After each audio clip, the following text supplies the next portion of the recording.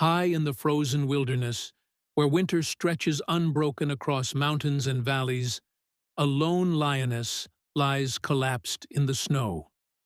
Her great body, built for strength and endurance, now trembles against a cold too deep for muscle or instinct to resist. Frost clings to her fur, and each shallow breath fades into the white air around her. In this silent landscape, life and death often pass unseen. Not far away, an elderly woman moves slowly across the same snowbound terrain.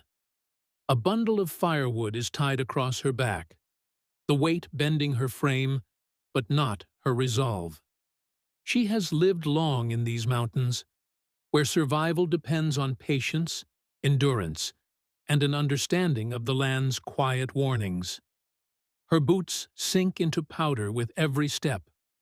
The wind presses against her wool-wrapped shoulders. Yet she walks with the steady rhythm of someone who has known winter all her life. Then something interrupts the endless pattern of white. A shape lies ahead where nothing should be still for so long. The woman stops.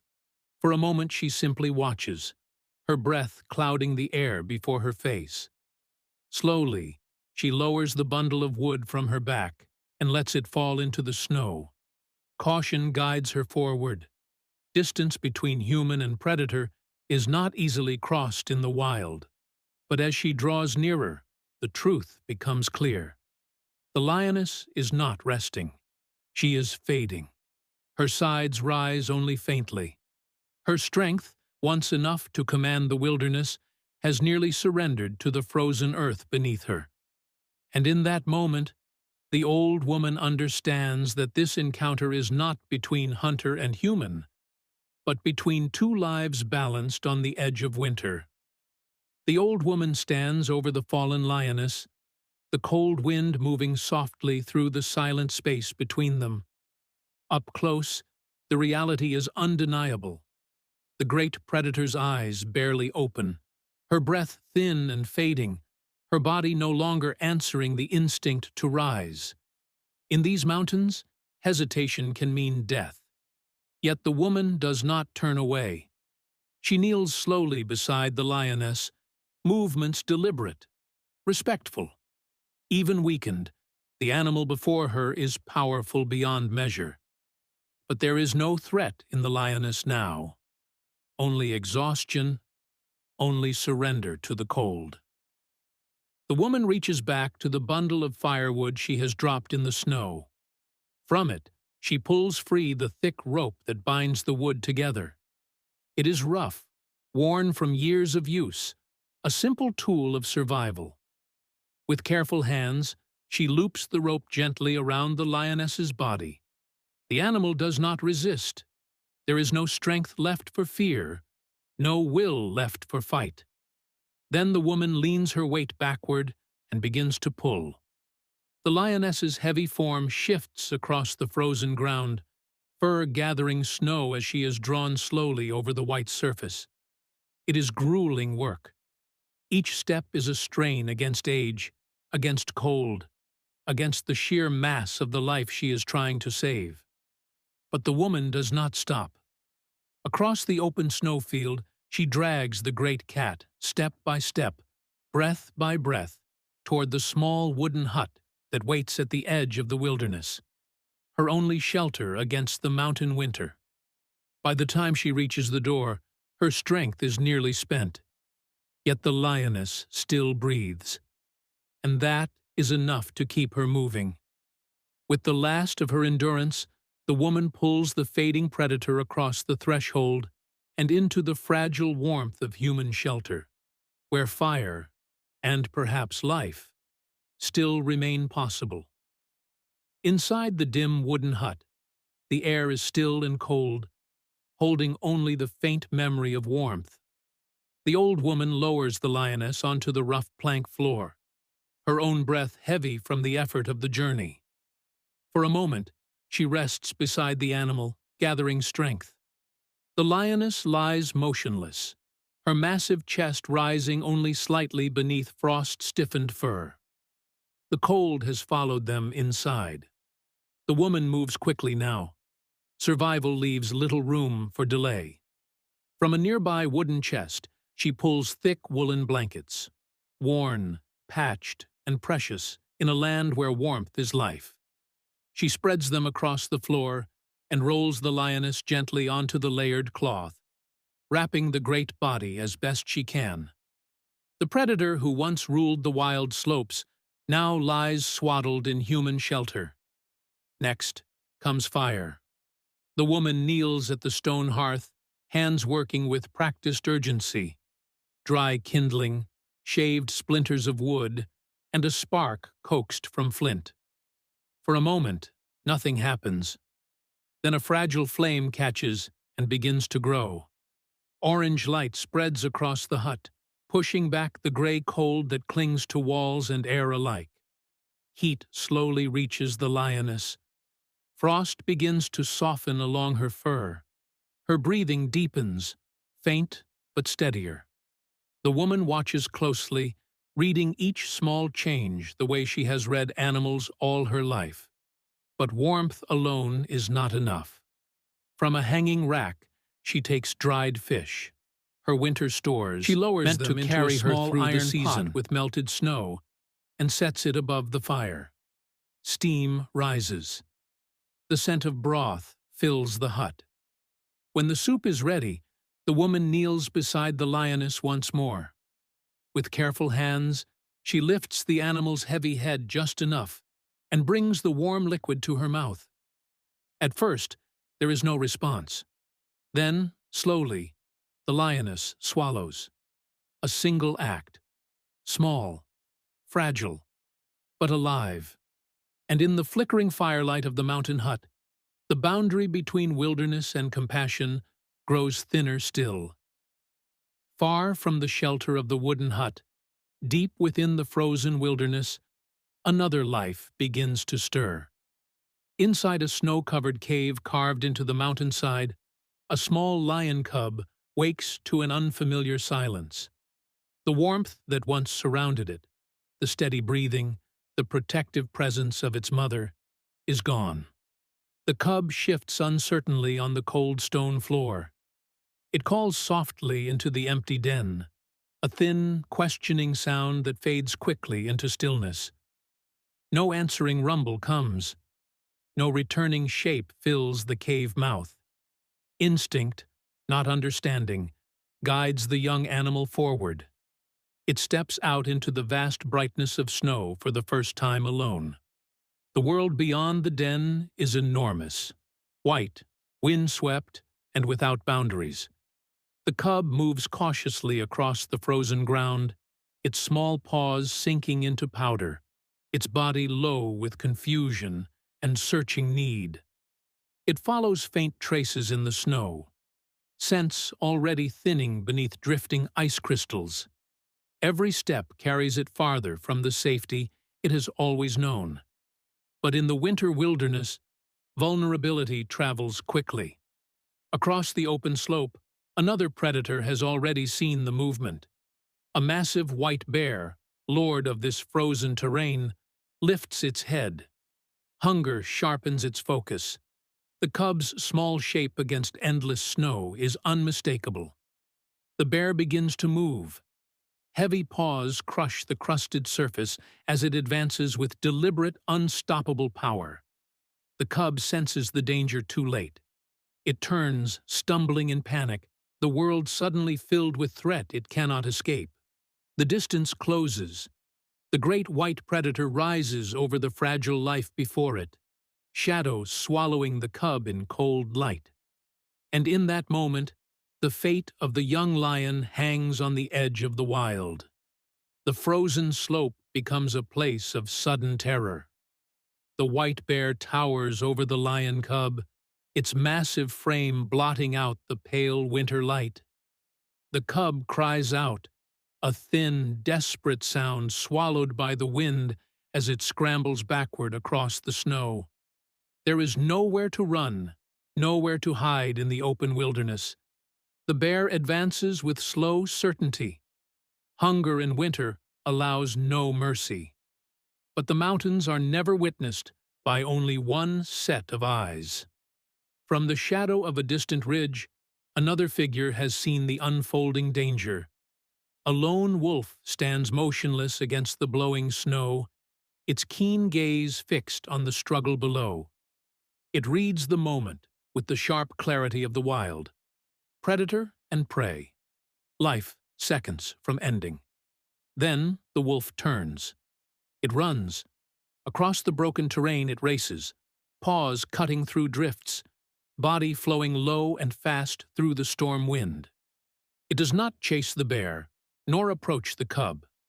Its path leads elsewhere, toward the thin line of smoke rising faintly in the distance, toward human shelter. The wooden hut stands small against the vast white land. At its door, the wolf arrives breathless, snow clinging to its fur. It circles, whining sharply, scratching at the rough wood, urgency burning in every movement. Inside, the old woman hears the disturbance. She opens the door to the winter air and finds the wild messenger waiting. The wolf does not flee. It turns immediately, looking back, then forward again, body taut with insistence. Again it moves away, then stops, glancing toward her. In the wilderness, such signals are understood without language. The woman takes her staff and follows. Across the snow, the wolf runs ahead, leading the human toward the place where a young life still hangs beneath the shadow of the bear. The wolf runs ahead through the drifting snow, stopping only long enough to be sure the woman still follows. Across the white slope they move together, wild guide and human rescuer, toward the place where danger waits. When they reach the rise above the open clearing, the woman sees it. Below, the great white bear looms over the small lion cub, its massive paw striking down with crushing force. The cub's cries are thin now, its movements slowing beneath the predator's shadow. The woman stops, breath caught in her chest. Against such power, she can do nothing. For a heartbeat, she watches the struggle unfolding in the frozen basin, the inevitability of the wild pressing hard against her helplessness. Then she turns and runs. Back across the snow she hurries, age and exhaustion forgotten, driven by a single desperate hope. Inside the wooden hut, the lioness has risen. Strength has returned to her body. Warmth and nourishment have restored the fierce life within her eyes. She senses the urgency before the woman even speaks, reads the alarm in movement, in breath, in direction. The woman gestures outward, voice urgent, pointing toward the mountains. The lioness understands. Without hesitation, the great cat surges from the shelter into the snow, the woman following as far as she can. Then the predator runs alone, a force of muscle and instinct cutting across the winter land. At the clearing, the bear turns too late. The lioness strikes with explosive power, her roar tearing through the frozen air as she collides with the massive intruder. Snow erupts around them, fur against fur, claw against claw, predators locked in violent claim. The bear recoils under the sudden assault. Faced with a mother's fury returned to strength, it yields ground, retreating step by step before breaking away into the white distance. Silence falls. The lioness stands over the fallen cub, sides heaving, eyes blazing with protective fire. Gently now, she lowers her head, nudging the small body, calling it back from the edge of stillness. The cub stirs. Life returns in a fragile movement. And in the vast winter wilderness, the bond between mother and child endures, because two others chose to act when death seemed certain. The clearing grows quiet after the clash of predators. Snow settles again over the torn surface where bear and lioness collided. The mother stands above her cub, breathing hard, her body still tense with the echo of battle. The cub lies weakly in the snow, its small frame trembling from shock and injury. Though alive, it cannot yet rise. The lioness lowers her head, licking gently along its fur, calling softly in the deep rumble only a mother can make. Footsteps approach. The old woman reaches the clearing at last, her chest heaving from the climb. She takes in the scene, the scattered tracks, the retreating line of the bear, the lioness guarding her fallen young. For a moment, all three lives meet again at the edge of survival. There is no fear between them now. The lioness steps aside. It is a small movement, but filled with trust. The woman kneels beside the cub, her hands careful and steady as she lifts the fragile body from the snow. The cub offers no resistance. Exhaustion has emptied it of strength. Cradled against wool and warmth, it is carried from the frozen clearing toward the only shelter the mountains hold. Back at the hut, the fire is coaxed alive once more. Blankets are spread. The cub is wrapped and placed close to the hearth, where heat gathers strongest. The lioness remains nearby, watchful but calm, her golden eyes never leaving her young.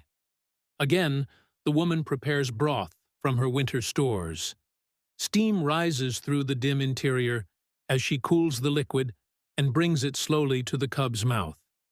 At first, it does not drink. Then, with faint effort, it swallows. Care continues through the long winter hours, warmth, nourishment, patient presence. Between human and wild mother, an unspoken cooperation forms, each guarding the same fragile life. And under their shared watch, the cub begins, slowly, to heal. Days pass within the fragile warmth of the wooden hut. Firelight, nourishment, and patient care restore strength to the small lion cub, just as they had to its mother before. Under the watch of both woman and lioness, the young life steadies, its movements growing surer, its eyes bright once more with the instinct of the wild. The time comes when healing is complete. The mountains still call the lioness home. On a pale winter morning, the old woman prepares for the journey.